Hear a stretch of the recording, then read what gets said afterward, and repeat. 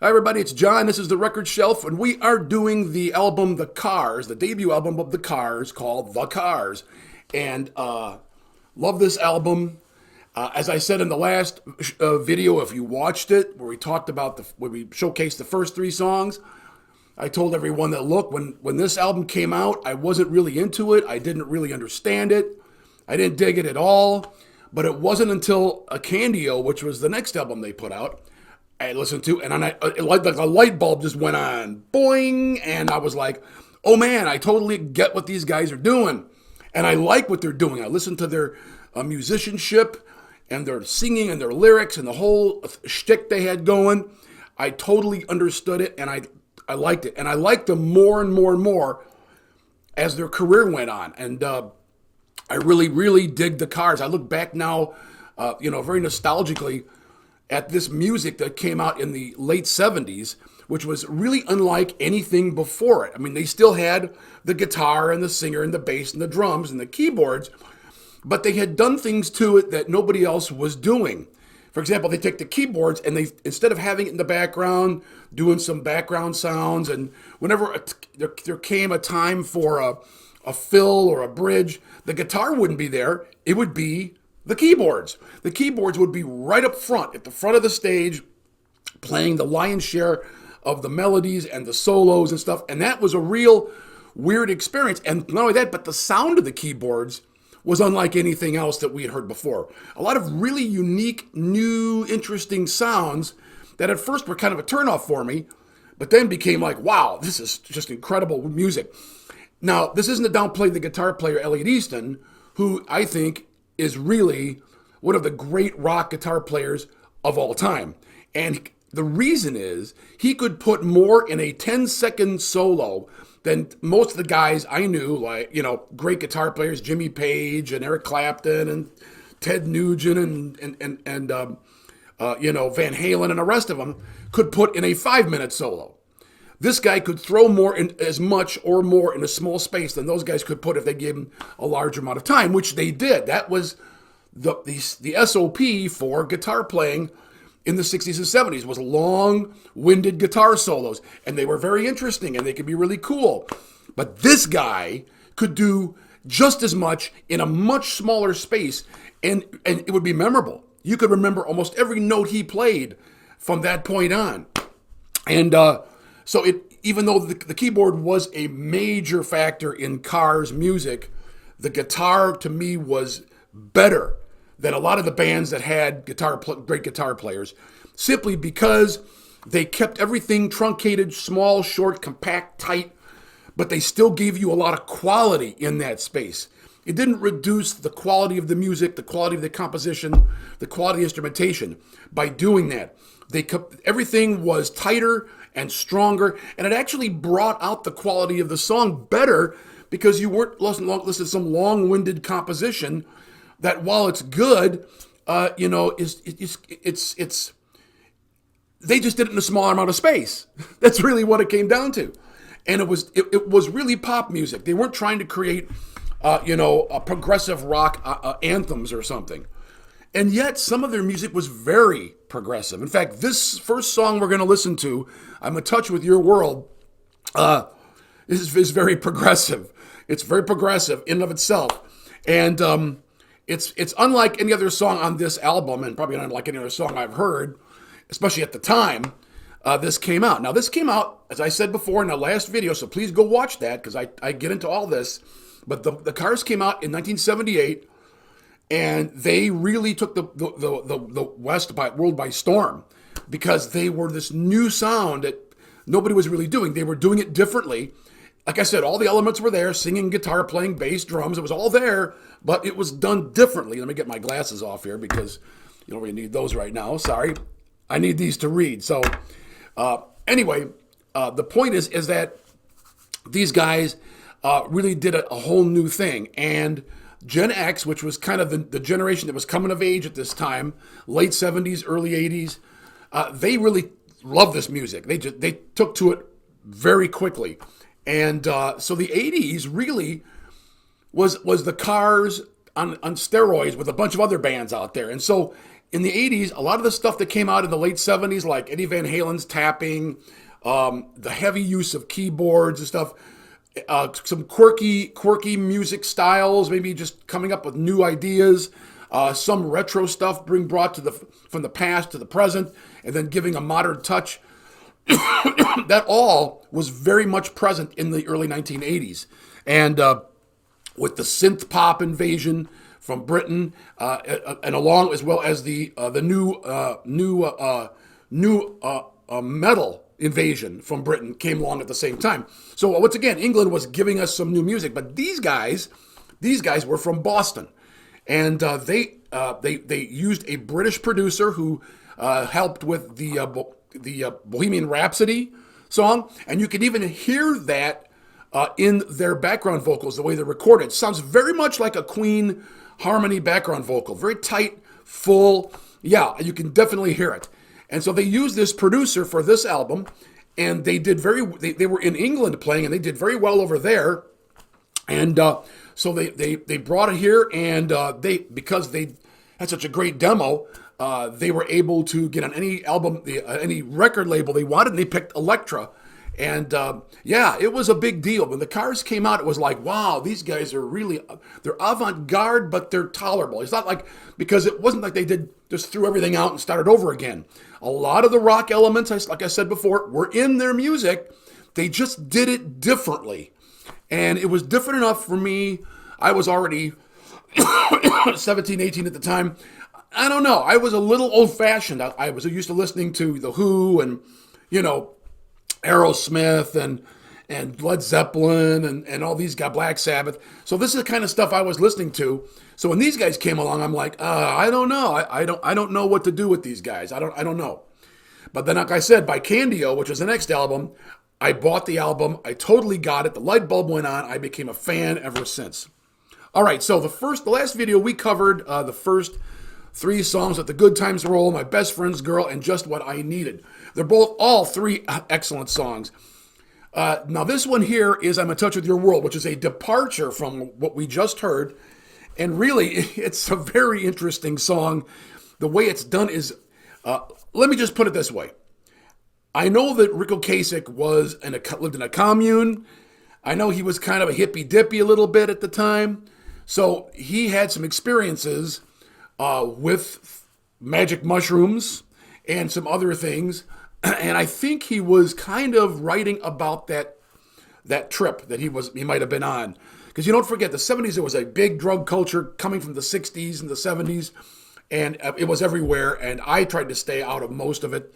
I had friends that didn't and were irreparably harmed by it.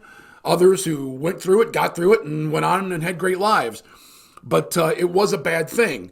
But nevertheless, that whole drug culture, hippie drug culture from the 60s and into the 70s was carried on. And these guys were a little older than me, maybe just by about 5 years or so. And and they had been involved in probably some of that. So it was still very much a part of their recent past.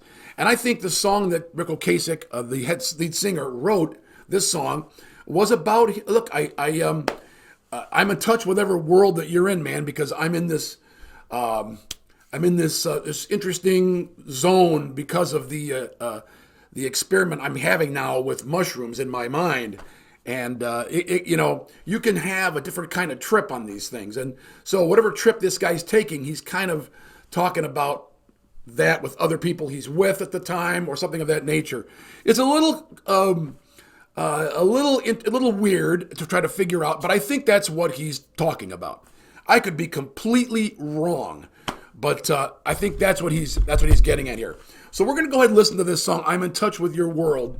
Like I said, it's not like another Cars song. It's completely different, but it is good in its own trippy, eclectic way. And like all Cars songs, there's always a little bit of a demented, twisted, off-centeredness to the lyrics and the music and the singing. That's what gave them their charm. That's what helped set them apart. And no other, very few other bands at the time were doing this. Now, by the 80s, there was a lot of groups doing stuff like that. But in the 70s, it was really a brand new thing. And these guys really broke ground with this. So here we go. We're going to listen to I'm in Touch with Your World. Here we go right now.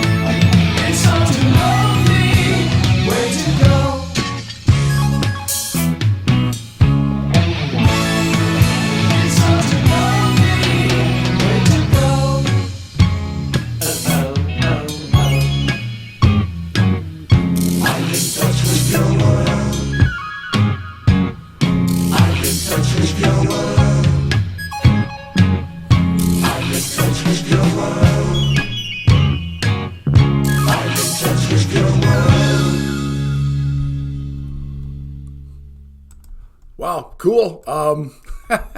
There you go. Yeah, that's I'm in touch with your world. So, what do you think? What's your feelings on this? What's your thoughts on this?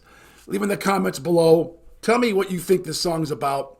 Tell me just how you like it, if you don't like it. Let's talk about these songs. I like to bring my listeners into the conversation here, We're all listening to the same music at the same time. What do you think of this song? What do you think it's about? Having been a partaker of some of these ingestibles in that time, probably in the early 80s, 1980s, late 70s as well. I didn't do a lot, but I did some. I really do think this is a song about a trip on well, I'm guessing magic mushrooms. It could be acid. Okay, I'm not sure, but I think that's what this song is about.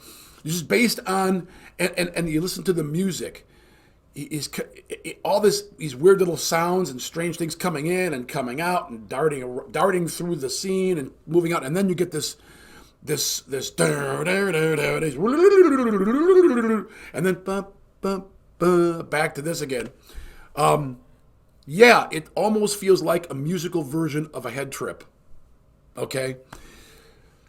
Another thing too. There was a guy back in the 1930s named Spike Jones, 30s, 40s, and he made records that were supposed to be comedy records, and there's a lot of special effects. It was done on the radio at the time. And they made records too, but it was all done on the radio. So people back then listened to the radio for all their entertainment before television. My mother and parents were there. And Spike Jones was a guy who did these funny shows on the radio with all these special effects, that and whistles and horns beeping and everything. And this sounds like a Spike Jones record, okay? It does. So whether they went back that far and brought that into the 1970s, I don't know. Or they just came up with it themselves. But that's an interesting comparison. So there you go. I'm in touch with your world. Like I said, it's unlike any other this song on this album, and unlike too many other songs you've ever heard, at least up until this time in music history. This is a departure. Clearly a departure. Okay. So now we're moving on to the next song, and this song is called Don't You Stop.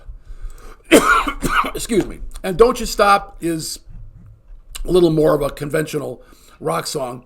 I think that it's really about a sexual encounter, okay? I think it's pretty straightforward. That's what it is. It's not even trying to be deep or talk about something more profound. I think it's very, very based on that experience alone. But anyway, let's listen to Don't You Stop. This guy's in a new relationship, and it's a sexual relationship, and he's having such a good time he doesn't want to stop. Okay, so here we go with Don't You Stop by the Cars. Right now.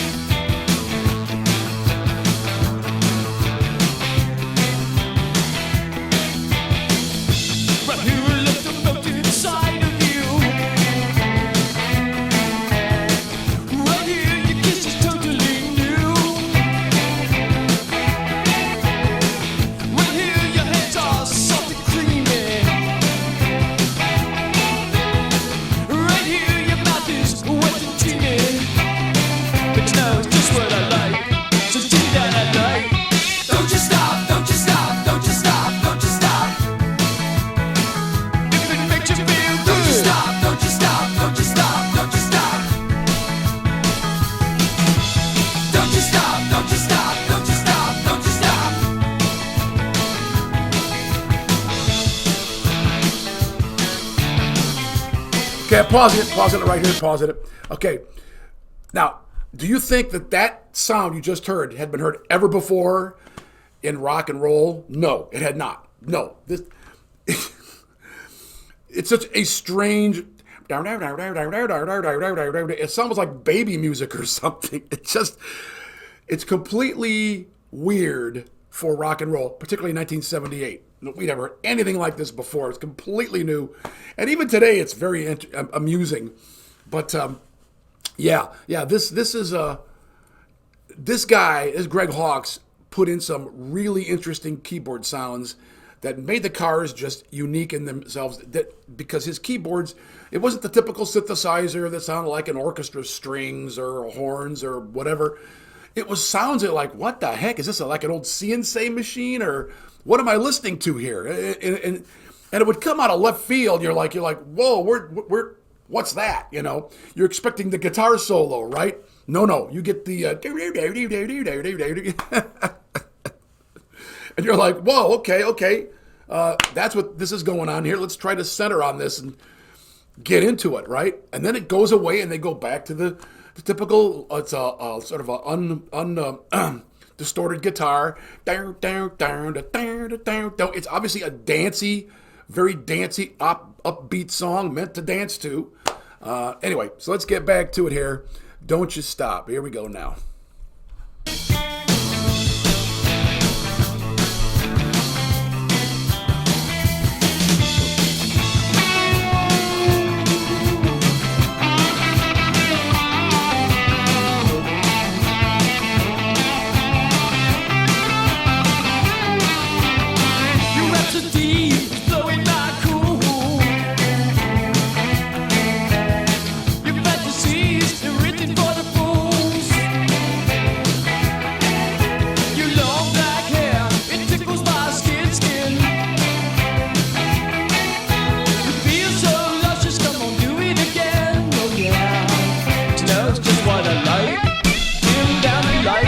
Don't you stop, don't you stop, don't you stop, don't you stop. Don't you stop, don't you stop, don't you stop, don't you stop. Don't you stop, don't you stop, don't you stop, don't you stop. Don't you stop, don't you stop, don't you stop, don't you stop. Don't you stop, don't you stop. Don't you stop.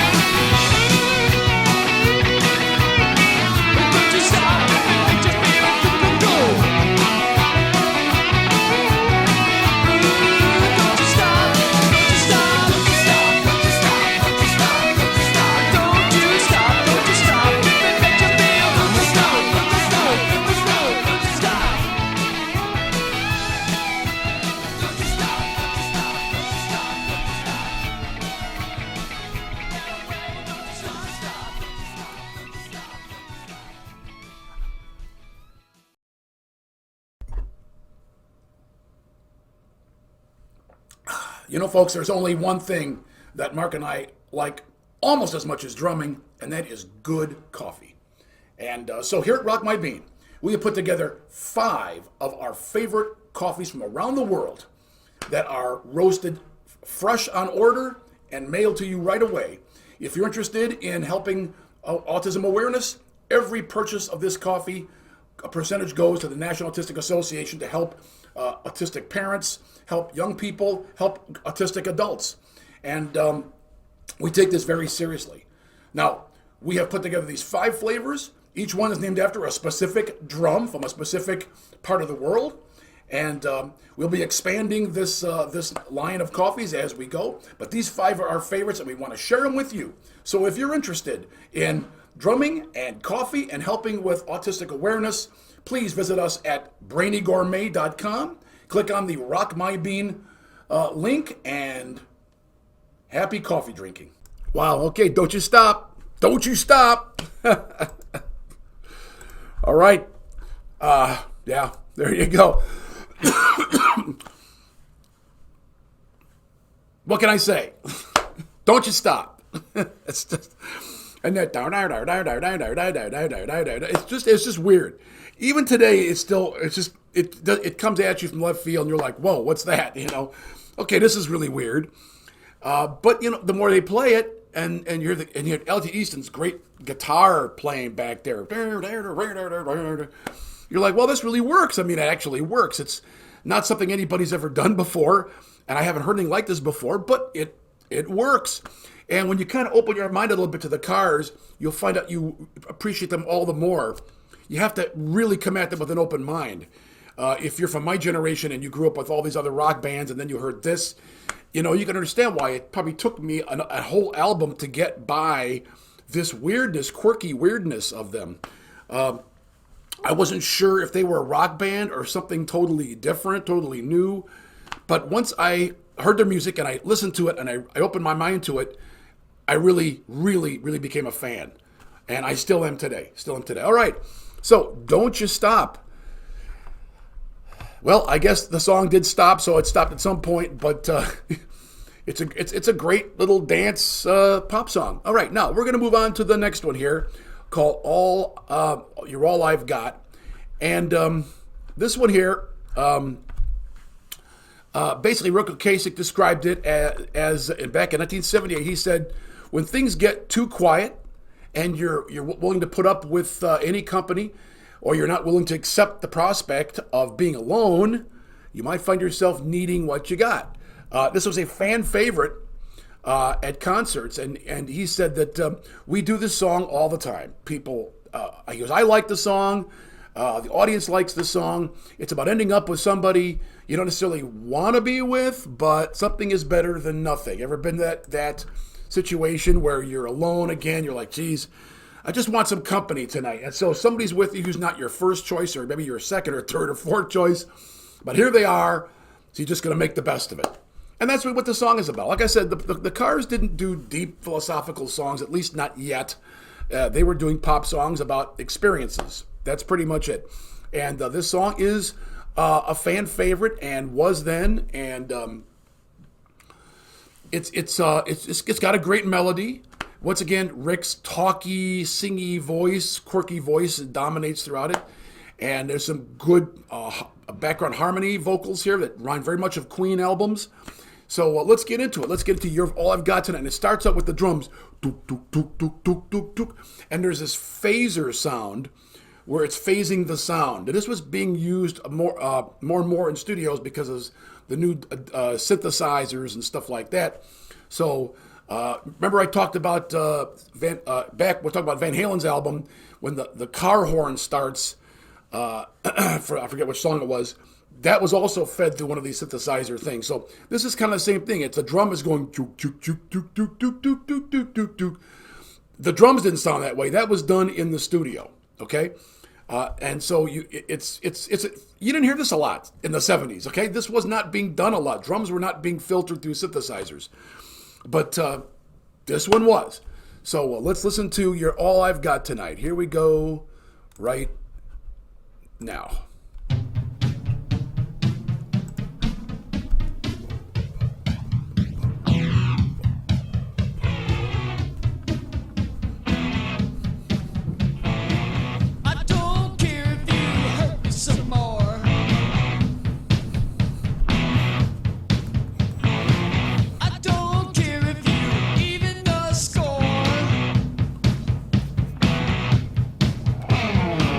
Well, you cannot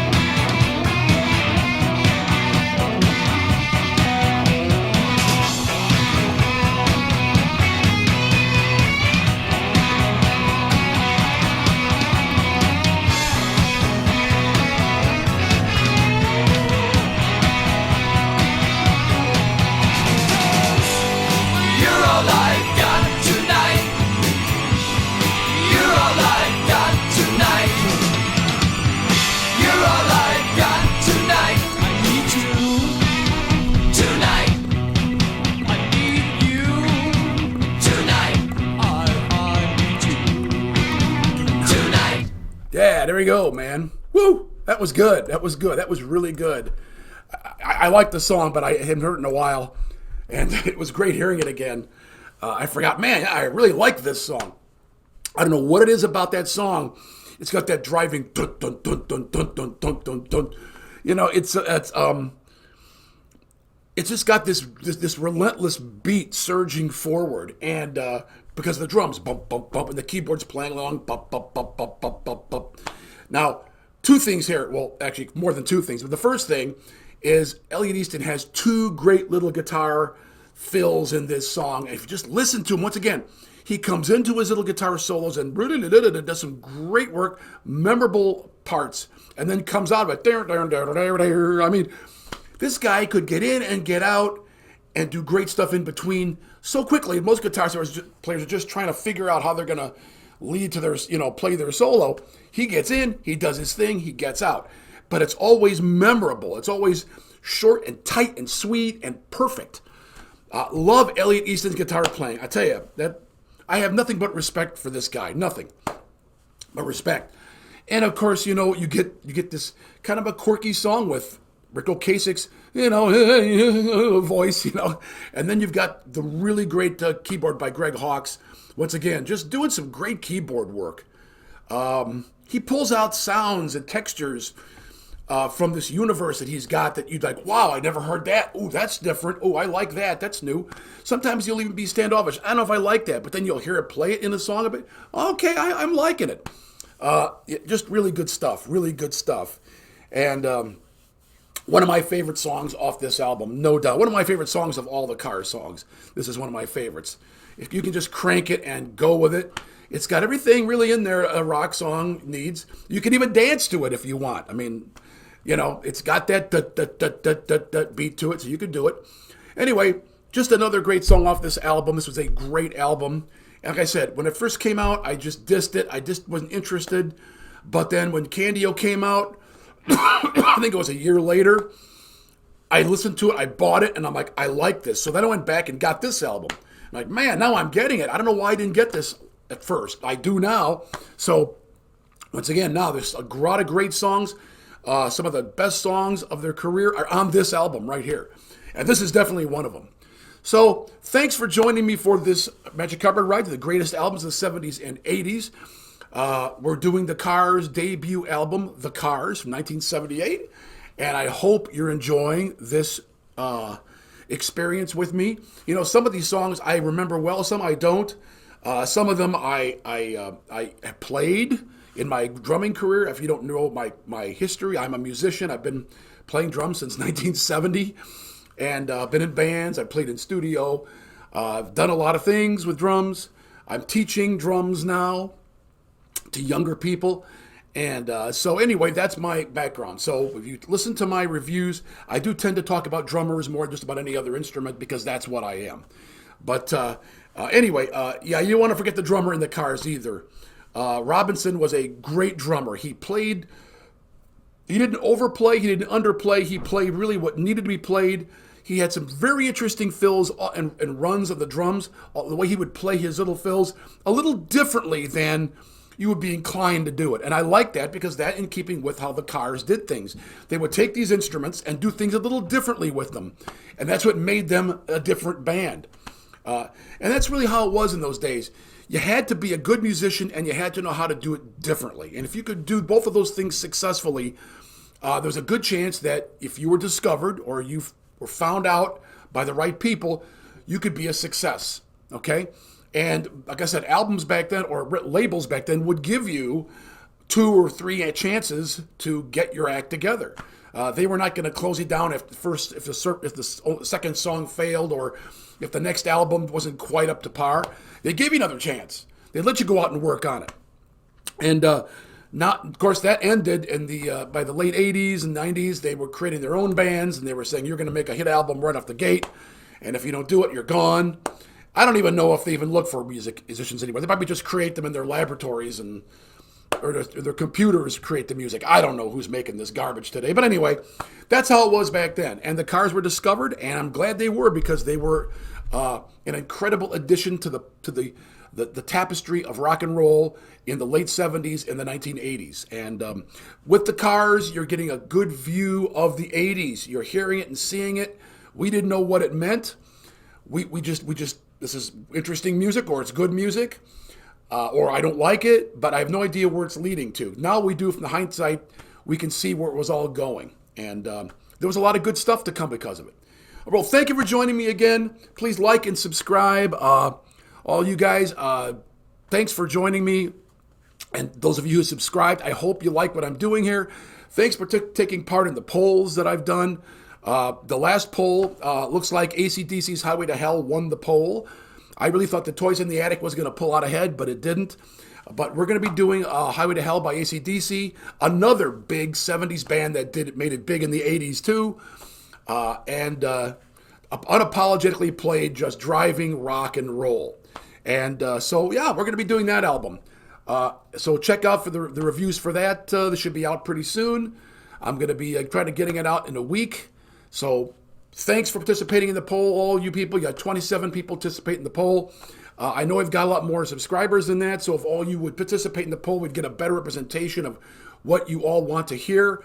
So when I get only like 10 or 12 votes, that doesn't really tell me a lot about what you want to hear. I know that's a small percentage. I go with the results anyway, but the more people vote in the polls, the better job I'm doing here. It tells me, okay, you really want to hear this review. That's what I'm going to give you. All right. Well, thanks again. This is Rock My Bean. This is John from the Record Shelf. And I want you to keep rocking on, and I'll see you again soon.